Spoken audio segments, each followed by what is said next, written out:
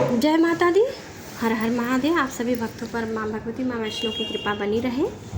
सप्तम अध्याय चंड और मुंड का वध। ध्यानम।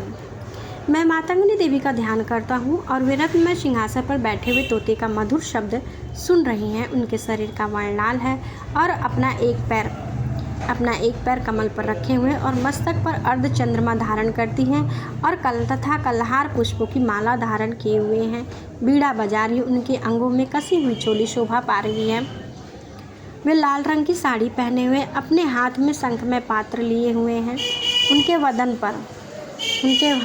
पर मधु का हल्का हल्का प्रभाव जान पड़ता है और ललाट में वेदी शोभा दे रही है। ऋषि कहते हैं, तदंतरम शुंभ की आज्ञा पाकर वे चंड और मुंड आदि चतुरंगिनी सेना के साथ लेकर अस्त्र शस्त्र सज्जित होकर चल दिए। फिर गिरिराज हिमालय के स्वर्ण में ऊंचे शिखर पर पहुंचकर उन्होंने सिंह पर बैठी देवी को देखा और वे मंद मंद मुस्कुरा रही थी। उन्हें देखकर दैत्य लोग तत्परता से पकड़ने का उद्योग करने लगे। किसी ने धनुष तान ली और किसी ने तलवार संभाल ली। कुछ लोग देवी के पास खड़े हो गए और तब अंबिका ने उन शत्रुओं के प्रति बड़ा ही क्रोध किया और उस समय क्रोध के कारण उनका मुख काला पड़ गया। ललाट में भयं टेढ़ी हो गई और वहाँ से तुरंत विकराल मुखी काली देवी प्रकट हुई, जो तलवार और पास लिए हुए वे विचित्र खड़ंग धारण किए हुए थे। चीते के चर्म की साड़ी पहने हुए नर मुंडों की माला से विभूषित थी। उनके शरीर का मांस सूख गया था और केवल हड्डियों का ढांचा ही रह गया था, जिससे वे अत्यंत भयंकर जान पड़ते थे। उनका मुख बहुत विशाल और जीभ लपलपाने के कारण बहुत ही भयानक डरावनी प्रतीत होती थी। उनकी आंखें भीतर को धसी हुई थी, कुछ लाल थी और वे अपनी भयंकर गर्जना से संपूर्ण दिशाओं को गुंजा रही थी। बड़े बड़े दैत्यों का वध करती हुई वे कालिका देवी बड़े वेग से दैत्यों की उस सेना पर टूट पड़ी और उन सबको भक्षण करने लगी। वे सर्व राक्षसों, अंकुशधारों, महाव्रताओं, योद्धाओं सहित घंटा सहित कितने ही हाथियों को एक ही साथ पकड़कर मुंह में डाल लेती और इसी प्रकार घोड़े, रथ और सारथियों के साथ रथी सैनिकों को मुंह में डालकर वे उन्हें बड़े भयानक रूप से चबा डालती। किसी का बाल पकड़ लेती, किसी का गला दबा देती और किसी को पैरों से कुचल डालती और किसी को छाती से धक्के मारकर गिरा डालती। वे असुरों के छोड़े हुए बड़े बड़े अस्त्र शस्त्र मुख में पकड़ लेती, रोष में भरकर उनके दांतों से पीस डालती। काली ने बलवान एवं दुरात्मा दैत्यों की वह सारी सेना रौंद डाली, खा डाली और कितनों को ही मार भगाए। कोई तलवार के घाट उतारे गए, कोई खड़ंग वांग से पीटे गए और कितने ही असुर दांतों की अग्रभाग से कुचले जाकर मृत्यु को प्राप्त हुए। बोलो काली मैया की जय हो।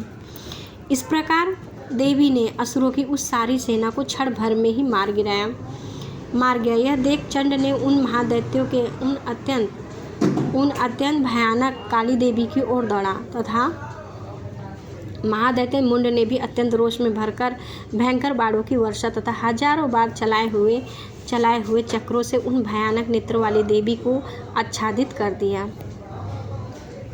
वे अनेकों चक्र देवी के मुख में ऐसे समाते हुए जान पड़ते थे मानो सूर्य के बहुतेरे मंडल में बादल प्रवेश कर रहे हों। तब भयंकर गर्जना करने वाली काली ने अत्यंत रोष में भरकर विकट अट्टहास किया। उस समय उनके विकराल वदन के भीतर कठिनता से देखे जा सकने वाले दांतों की प्रभा से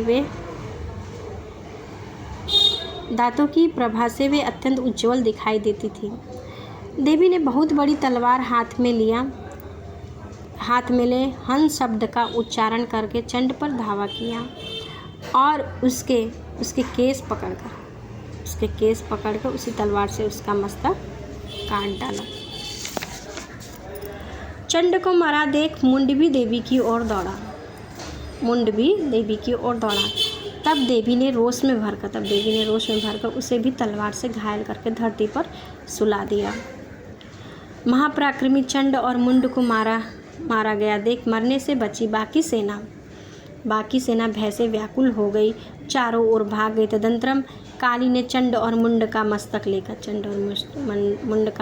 लेकर मस्तक हाथ में लेकर चंडिका के पास जाकर प्रचंड अट्टहास करते हुए कहा, देवी, मैंने चंड और मुंड नामक इन दोनों महापशुओं को तुम्हें भेंट किया है। अब युद्ध में शुंभ और निशुंभ का स्वयं ही वध करना।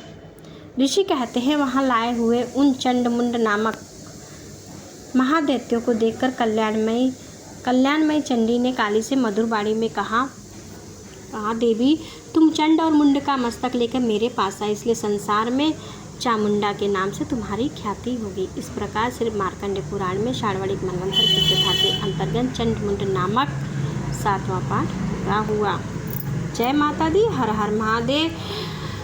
इसमें महाकाली की महिमा थी, किस प्रकार माँ काली ने जो है दैत्यों का संहार किया, और महाकाली का युद्ध सुनने से, दुर्गा सप्तशती के पाठ में जो है उनका महिमा गुणगान सुनने से किस प्रकार असुरों का उन्होंने संहार किया और देवताओं को उनको भय से मुक्त कराया। ये सुनने से जो है बल मिलता है, शक्ति मिलता है, और अंदर से भक्तों के अंदर